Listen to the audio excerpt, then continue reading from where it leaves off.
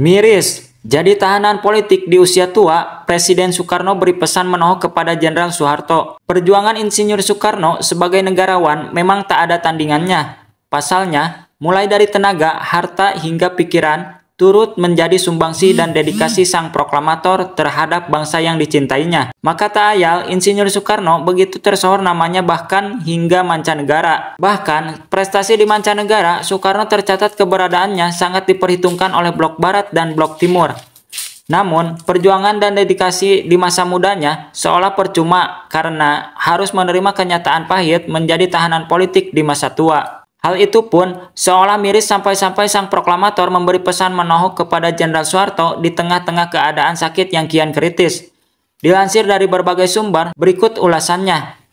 Tapi sebelum lanjut diulas, silakan bagi yang menonton video ini untuk membantu klik tombol subscribe-nya dan aktifkan lonceng notifikasinya. Gratis kok.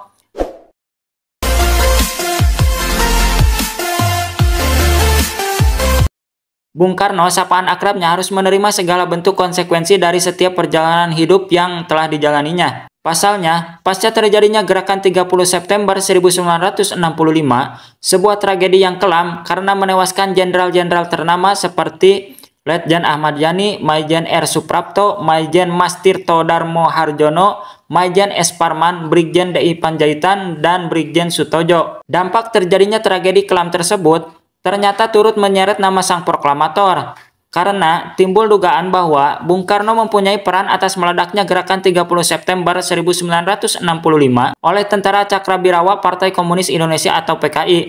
Karena selepas tragedi itu, Presiden Soekarno membuat pernyataan bahwa gerakan 30 September yang menewaskan jenderal-jenderal hanyalah riak-riak kecil di tengah lautan, tuturnya. Terkesan menyepelekan, akhirnya rakyat pun marah dan murka kepada pemerintah terkhusus Soekarno karena enggan membubarkan PKI. Banyak Soekarno! Hancurlah Orde Lama! Hingga akhirnya meletuslah aksi besar-besaran rakyat yang disebut dengan Tritura atau Tiga Tuntutan Rakyat pada saat itu, tepatnya pada 10 Januari 1966 hingga 11 Agustus 1966. Adapun aksi besar-besaran tersebut yakni rakyat menuntut 3 tuntutan, yaitu bubarkan PKI, bubarkan Kabinet Dwi Kora, dan turunkan harga bahan pokok. Akhirnya, di tengah-tengah riuhnya rakyat pada saat itu, pasca terjadinya G30 SPKI dan aksi besar-besaran tersebut, timbullah petisi yang memandatkan Jenderal Soeharto sebagai pemimpin negara sementara yang disebut dengan istilah Supersemar atau Surat Perintah 11 Maret. Dalam sejarahnya, disebutkan bahwa isi Supersemar hanya memberikan kewenangan kepada Jenderal Soeharto untuk mengamankan rakyat bila sewaktu-waktu terjadi sesuatu yang tidak diinginkan. Karena Soeharto pada saat itu selaku Panglima Komando Pemulihan Keamanan dan Ketertiban atau Pangkopkamtib. Namun, justru Soeharto dengan jeli memaksimalkan lembaran surat perintah tersebut sebagai surat sakti yang disinyalir adanya tujuan menggerus pengaruh dan kekuasaan Soekarno selaku presiden kala itu. Terbukti setelah mendapatkan Supersemar, Soeharto langsung membubarkan PKI hingga pada akhirnya Soekarno pun lengser dalam jabatannya sebagai presiden tepatnya pada tahun 1967. Lantaran Soeharto telah diangkat menjadi presiden oleh MPRS. Mirisnya, selepas lengser Soekarno, justru malah jadi tahanan politik Soeharto, walau dalam keadaan sakit hingga akhirnya Soekarno pun ditahan di Wisma Yaso, Jakarta. Selama masa tahanan, kondisi Soekarno terus melemah akibat konflik yang terus berkepanjangan sehingga mental Soekarno pun menjadi kacau hingga diduga Soekarno kerap kali berbicara sendiri. Lantaran Bung Karno diduga kerap kali mendapat perlakuan yang tidak manusiawi dari orang-orang suruhan Jenderal Soeharto sang presiden. Seperti yang dikatakan oleh dokter kepresidenan yaitu Profesor Dr. Mahar Marjono. Kalau ada yang mengatakan Bung Karno dibiarkan meninggal, saya tidak terlalu menyalahkan pendapat tersebut, ujarnya. Kalau ada yang mengatakan Bung Karno dibunuh pelan-pelan, ya yang mengurungnya itu yang melakukannya, tambah Mahar Marjono. Seolah tidak mendapatkan keadilan di masa senjanya, Soekarno pun hingga pernah berkata dalam bahasa Jawa kepada Presiden Soeharto, "Harto, jane aku iki arep ko apake?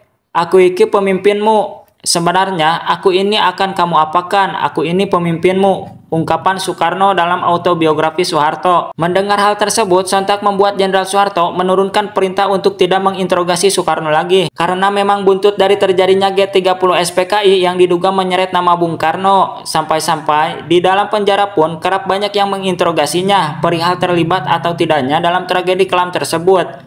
Dampak hal tersebut, hidup Soekarno pun dalam tahanan menjadi seolah tertutup.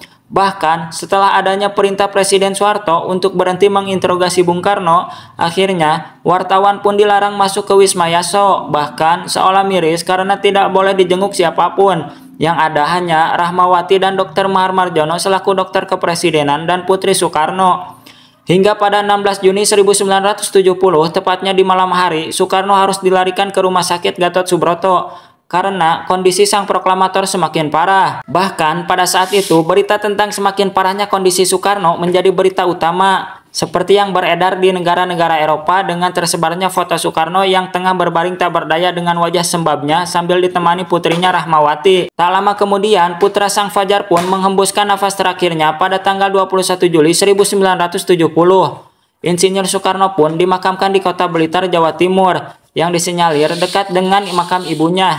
Isak tangis rakyat dan orang-orang sekitarnya pun turut menemani jenazah Bung Karno selama perjalanan pemakaman.